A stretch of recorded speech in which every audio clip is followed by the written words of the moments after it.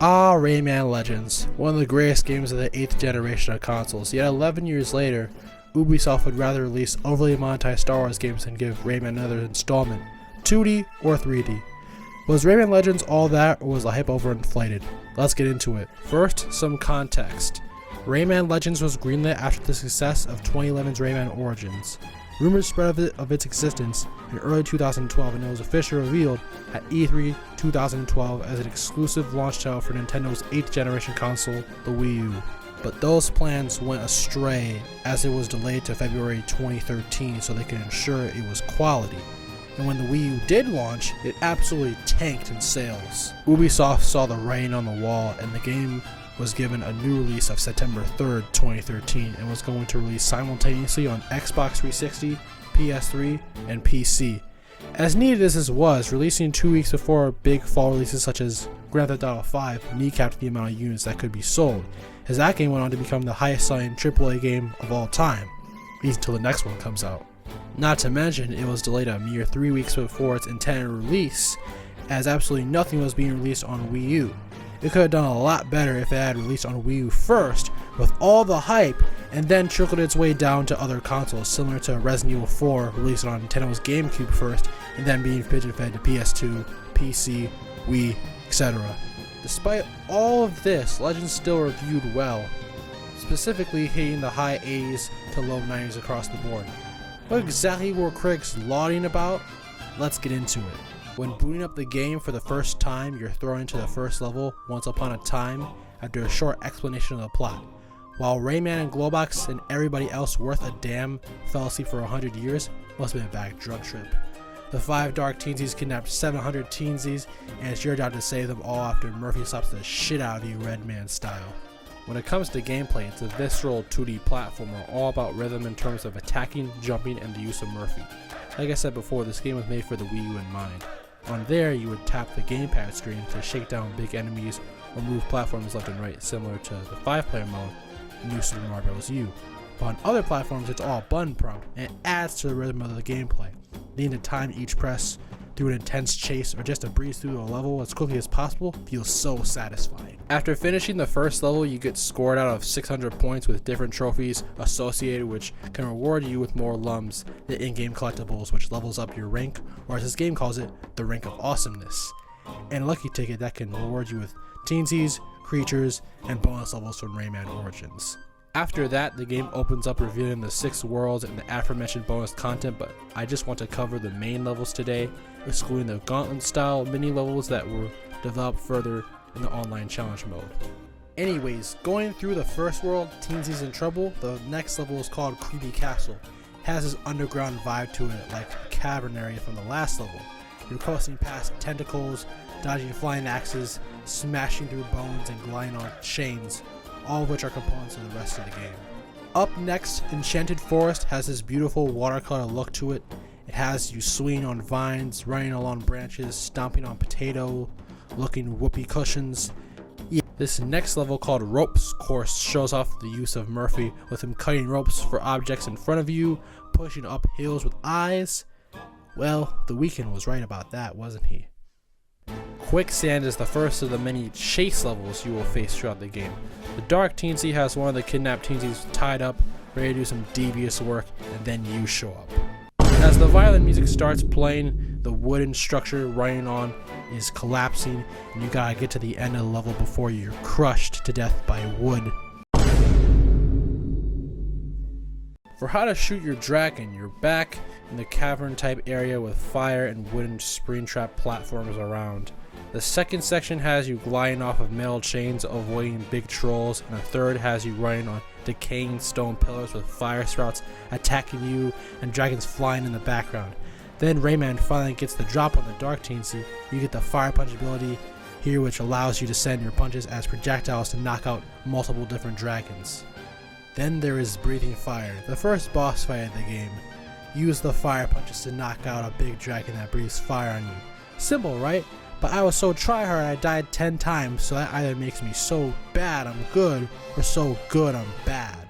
After taking care of him, the Dark Teensy gets stuck washing machine style, and it's Rayman's job to get her out. He may have no limbs, but he makes up for it with something else. After sending the first Dark Teensy to the moon, you face Castle Rock, the first of the acclaimed music levels. Remember what I said about rhythm 22 sentences ago? That applies here 200%. You jump, attack, or hover according to the melody or vocals of the song, or you lose. Sounds pretty simple, but this format provides some of the best level design and direction out of any game. And Castle Rock exemplifies it with its castle exterior, goons singing the song, and the terrain crumbling as you ground it. A great introduction to a fantastic series of levels. For the first level of the second world, called Toad's Story, we have Ray and the Beanstalk. It immediately strikes you with its more mossy architecture, and the beanstalks, of course. You also have to deal with the goofy ass toads as well. The Winds of Strange is the nighttime variant of the last level. This introduces the big mouth enemies you need to smack to rise up. The next level is titled A Castle in the Clouds. It's very different from the last two. It has you hovering on stone pieces, raining on water, and trying to not get crushed by the walls. In the end, you run away from spiked vines chasing after you. I swear I had a dream like this once. Then there is When Toads Fly. After running up some beanstalk, you come face to face with the second Dark Teensy. Oh shit, here we go again. It's more of a vertical chasing than before, with Rayman's hover ability being used thoroughly. Forgot to cover the actual When Toads Fly level. This one is about just throwing all your fire punches at the toads with the flamethrowers. This one was really cool too. The second boss fight of the game is called Armored Toad. You punch Armored Toad with the fire punches until he starts running desperately, and then you send the Dark Teensy to the moon once again. Built off the same ideas as Castle Rock, Orchestral Chaos has you swinging on chains, jumping on bongos, and attacking to the rhythm of the song. Another banger. Now we're at World 3, Fiesta de los Muertos. The first level, What the Duck, has you shrunken down doing all the platforming challenges you've known to love, but as a desperate duck. The foodie type theming here helps this world stand out from the first two, which could feel basic at times, with Murphy eating through cake to get through, and Rayman running on sticks of butter towards the end as well. Spoiled Rotten leans on the food gimmick even further. You're crawling through watermelons, running on tomatoes, cucumbers, and glizzies. Someone at Ubisoft must have read James and the Giant Peach and said, "Let's do that." And I've got a feeling, aw damn it, I'm a duck again. Now Murphy's gotta spread guac all over the place to get Ray Ray out.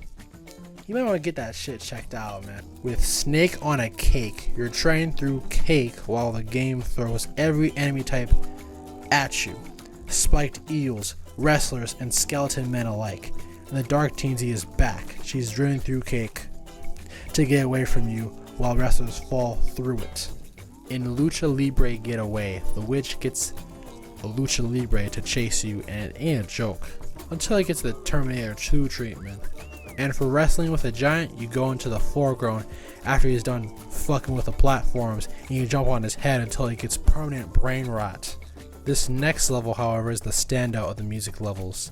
Mariachi Madness plays a Spanish type rendition of Eye of the Tiger, with the rhythm-based platforming of the first two music levels. This perfectly encapsulates what makes this game so special. It's quirky, but it's damn good.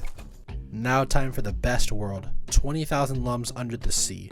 This world tells a story of a chill, peaceful sea that's more post-apocalyptic beneath the surface as the case with the first level, Mysterious Inflatable Island.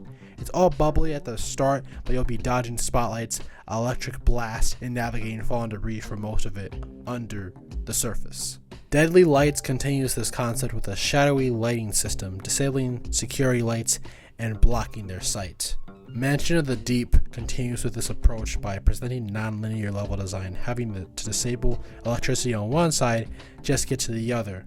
Infiltration Station possesses a factory-like look to it with its flame orange hue and dark imagery, pushing this concept further of a seedy underworld. Elevator Ambush has the architecture of a sunken boat with its gears barely shifting and dark lighting, and the Dark Teensy is back. You chase them through an underground tunnel, but they get away. And there's always a bigger fish to get chased by Rayquaza from Pokemon. After sending him down the toilet, he comes back skinless in a madman's creation. Here you just gotta shoot the damn fourth Chaos Emerald between his teeth, with him looking more mortified after each phase of the battle. In Glue Glue, Rayman returns to the surface in this upbeat music level despite all the shit trying to kill you in the level itself. Fish with needles as noses, spiked abominations, and cannonballs from pirate ships. The final main world, Olympus Maximus, starts with shields up and down, presenting itself with Greek architecture, stone pillars, and all. Fire rains down on you, Kid Boo looking enemies try to stop you. Guys trying to strike you down, but they just can't stop the Rayman. In Dark Creatures Rise, you get sent to hell after the last level. Now you're running away from roaches in a volcano. Dark creatures indeed. Next, there is the amazing maze. They got Rayman stuck in a box with multiple ways of getting to the end of the level. Really reminds me of the Great Maze from Smash Bros. Brawl. The Great Lava Pursuit has you chasing after the last Dark Teensy, flying over fire, a scorching background behind you, and terrain falling onto you. A thrilling experience. Swarmed and Dangerous has you platforming over the roaches through fire and flames. On the second section, you run through a courthouse, narrowly jumping over said roaches just to get away in time. Hell Breaks Loose is a series of saw blades for Rayman to navigate through, literally. As dragons fly after you, the wall jumping leaves you in a frenzy as you have to cut pieces of the terrain to escape, but one wrong move and you're cooked. Cloud of Darkness is the final non-music level of the game. It puts all your skills to the test as you fight some twisted variant of Crazy Hand from Smash Bros. Melee until he splits into weirder abnormalities. Then you finally get to send the last Dark Teens to the moon and the main game is finished. Or is it? Dragon Slayer gives a TLDR in the world with running roaches, cracked mountaintops, bongos, and jumping off dragons to the rhythm of the song. Another great music. The game ends with a bonus world, Living Dead Party, and its music level is the best of them all. Grammy's World Tour is the amalgamation of what made these levels special to begin with. The song choice, the platforming, the time you need to succeed, everything is perfect here. The rest of the world consists of 8-bit versions of previous music levels back when NES nostalgia was the hot shit. The distortion and camera for these levels makes them more difficult than the regular versions, especially Grammy's World Tour. That last jump was taking me 10, 15 tries because I couldn't see where I was going. I had to rely on rhythm alone. Overall, Rayman Legends is a visceral experience not just for 2D platformers but for games in general. Even though Ubisoft chooses to ignore it, it remains one of my standouts from the 8th generation of consoles for its creativity, intricate level design, and 3D playability. Thank you for watching. Nerdstorm out.